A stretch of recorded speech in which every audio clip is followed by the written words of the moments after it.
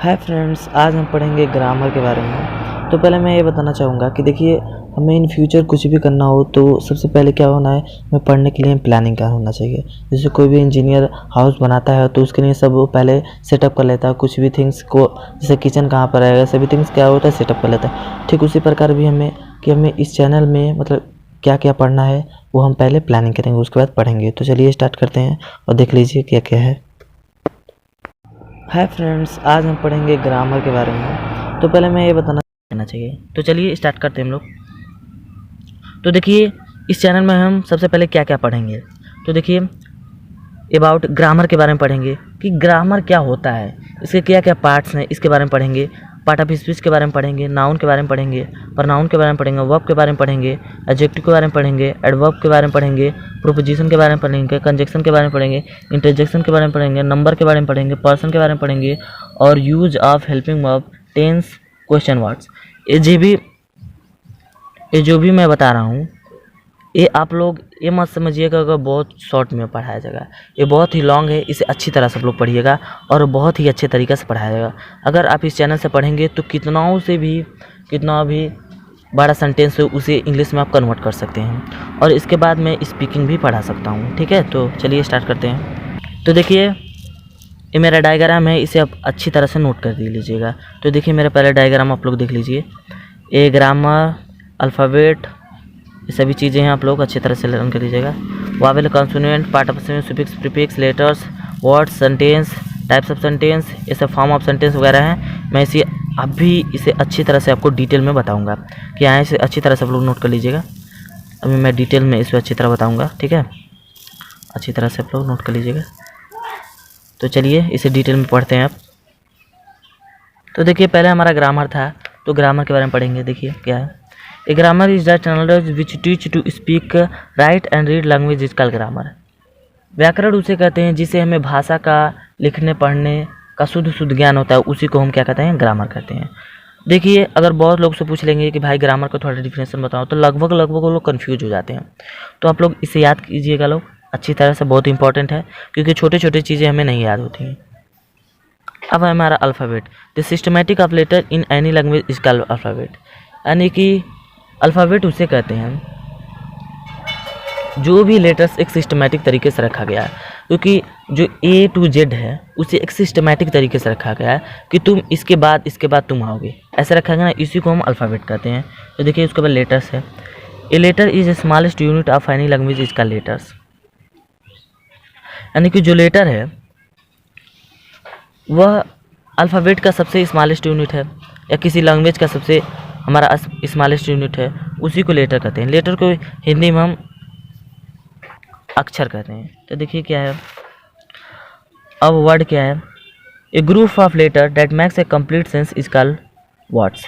यानी कि अक्षरों के समूह को क्या कहते हैं, शब्द कहते हैं, जो एक कंप्लीट मीनिंग निकाले। ऐसा नहीं कि कोई भी अक्षर रख दो वो हमारा शब्द हो गया, ऐसा नहीं है, एक सही शब्द निकलना चाहिए। ठीक है, तो देखिए अब नेक्स्ट जो हमारा सेंटेंस है। देखिए, टेंस और सेंटेंस में बहुत अंतर है। ठीक है, आप लोग मैं इसे बताऊंगा बाद में, तो देख लीजिए आप। A sentence is a group of words that makes a complete sense is called sentence. यानी कि सेंटेंस उसे कहते हैं जो एक से अधिक वर्डों का क्या हो, समूह हो, उसे ही सेंटेंस कहते हैं। तो सेंटेंस के जो हमारे एग्जाम्पल है उसे देख लीजिए आप लोग। The Ram is going to house, यानी कि राम घर जाता है। राम घर जाता है, ये क्या है, एक सही अर्थ निकल रहा है, भाई राम घर जाता है। ठीक है, अच्छा सेंटेंस निकल रहा है। तो चलिए देखते हैं। देखिए, जो भी मैं बता रहा हूँ वो क्या है, जो भी मैं बता रहा हूँ वो डायग्राम में है। अब डायग्राम में इसलिए बताऊँगा कि वो डायग्राम से आप रिवीजन कर सकते हैं। बस मैंने डायग्राम उसे बना दिया है, आप इसे थ्योरेटिकल इसे अच्छे से लर्न कर लीजिएगा। उसके बाद डायग्राम को देखकर आप कंसेप्ट क्लियर कीजिएगा। ठीक है, तो मैं एक बात बता रहा हूँ कि पहले ग्रामर था तो ग्रामर के बारे में बताया मैंने डायग्राम में, अल्फ़ाबेट था अल्फ़ाबेट के बारे में बताया, इस तरह सबके बारे में बताऊँगा। तो चलिए स्टार्ट करते हैं। नेक्स्ट है subject. A subject is a part of sentence that contain a persons और things performing the action in a sentence is called subject. यानी कि सब्जेक्ट उसे कहते हैं जिसके बारे में कोई बात कहा जाता है, जो एक्शन करता है, मतलब जो एक्शन करता रहता है, उसी को क्या कहते हैं, हम सेंटेंस कहते हैं, सब्जेक्ट कहते हैं। जैसे एग्जाम्पल किए Ram is going to house, तो इसमें क्या है, कौन घर जा रहा है, राम घर जाता है, यानी कि राम ही के द्वारा कार्य किया जा रहा है ना, तो क्या हुआ, सब्जेक्ट क्या हो गया हमारा, राम हो गया। तो नेक्स्ट क्या है हमारा, प्रीडिकेट। तो देखिए प्रीडिकेट देखिए आप लोग, द पार्ट ऑफ सेंटेंस और clause that express what is said of the subject and the usually consist of a verb with without object complement। Next, यानी कि प्रेडिकेट उसे कहते हैं जो कार्य किया गया है उसी को प्रेडिकेट कहते हैं, यानी कि जो कार्य किया गया है उसी को हम प्रेडिकेट कहते हैं। तो देखिए सीता रीड्स अ बुक, यानी कि सीता तो ये सब्जेक्ट हुई है, अब सीता क्या कर रही है, सीता बुक पढ़ रही है, यानी कि जो रीड्स अ बुक क्या हो गया, प्रेडिकेट हो गया। तो अब नेक्स्ट देखिए क्या है हमारा, तो देखिए जो डायग्राम में हमारा नेक्स्ट है काइंड ऑफ सेंटेंस है। तो सेंटेंस के कितने प्रकार होते हैं ये हम बाद में पढ़ेंगे, अभी इसके बारे में चलिए पढ़ते हैं। पहला हमारा पॉजिटिव, पॉजिटिव को आप असर्टिव भी कह सकते हैं, अफर्मेटिव भी कहते हैं। तो आप लोग कंफ्यूज मत होइएगा कि कहीं असर्टिव कह रहा है, कहीं पॉजिटिव कह रहा है, कहीं अफर्मेटिव कह रहा है, इससे कोई भी रिलेशन नहीं होता है, आप वो सब कुछ सही है, ठीक है। तो देखिए पॉजिटिव क्या है, readers are readers and leaders are leaders, यानी पॉजिटिव उसे कहते हैं जिसमें एक सिंपल टॉक किया जाए, यानी कि टेलर्स फैक्ट, यानी कि जिसमें क्या हो कि सिंपल बात किया जाए, उसी को हम क्या कहते हैं, पॉजिटिव कहते हैं। जैसे कि मतलब महान लोग हमेशा पढ़ते हैं और लीडर, जैसे कि मतलब महान लोग हमेशा पढ़ते हैं और महान लोग कभी पढ़ना नहीं छोड़ते हैं।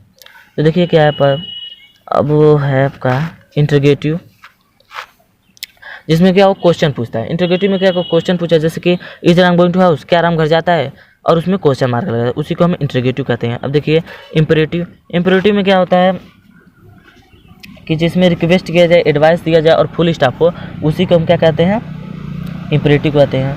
ऑपरेटिव क्या होता है, जैसे एग्जांपल है प्लीज़ हेल्प मी, वो तुमसे क्या कर रिक्वेस्ट कर रहा है, भाई मेरा कृपया मदद करो। अब उसके ऑपरेटिव में क्या है, विश किया जाता है, प्रेयर किया जाता है, जैसे कि मैं आई कम इन सर, तुम क्या कर रहे हो, उनसे प्रार्थना कर रहे हो ना कि सर क्या मैं अंदर आ सकता हूँ। और देखिए एक्सक्लेमेटरी सेंटेंस में जैसे कि वाह व्हाट अ नाइस प्लेस, मतलब कह रहे हो कि कितना सुंदर स्थान है, ठीक है। अब पढ़ते हैं हम फॉर्म ऑफ सेंटेंस। तो देखिए अब हम फॉर्म ऑफ सेंटेंस का पढ़ेंगे, जैसे कि आप लोग देख लीजिए यहाँ पर मैं डायग्राम के हिसाब से पूरा पढ़ाया हूँ आप लोग को। और देखिए अब फॉर्म ऑफ सेंटेंस है, पॉजिटिव है, negative, interrogative number first, interrogative number second, interrogative negative number first, interrogative negative number second है। ये सभी चीज़ें अब मैं इसे अच्छी तरह से आप लोग को समझा कर बताता हूँ। तो पहला पॉजिटिव है, पॉजिटिव का फार्मूला है subject plus helping verb plus main verb plus subject plus other word. तो देखिए कैसे होगा, जैसे कि राम घर जाता है तो राम रीड्स अ बुक, यानी सब्जेक्ट रख दिए, हेल्पिंग वर्ब रख दिए, मेन वर्ब रख दिए और ऑब्जेक्ट अदर वर्ड तो है नहीं, ठीक है। अब देखिए इंटरोगेटिव, अब जानते हैं इंटरोगेटिव में क्या होता है कि हमारा नॉट लगा होता है। तो जैसे कि राम घर नहीं जाता है, तो देख लीजिए राम घर नहीं जाता है तो Ram doesn't go to house या does not go to house. फिर इंटरोगेटिव नंबर फर्स्ट है, इंटरोगेटिव नंबर फर्स्ट है, यानी जिसमें क्या पहले हो उसे इंटरोगेटिव नंबर फर्स्ट करेंगे। ऐसा नहीं है कि क्यों पहले है तो आप वाई लगाओगे, ऐसा नहीं है। जिस सेंटेंस पे हिंदी के मतलब फॉर्म में क्या पहले रहे उसमें हम हेल्पिंग वर्ब पहले लगाते हैं, जैसे कि helping verb plus subject plus main verb plus subject plus other word plus question mark है। देखिए क्वेश्चन मार्क आप लगाना मत भूलिएगा, जैसे क्या राम घर जाता है तो does Ram go to house plus question mark.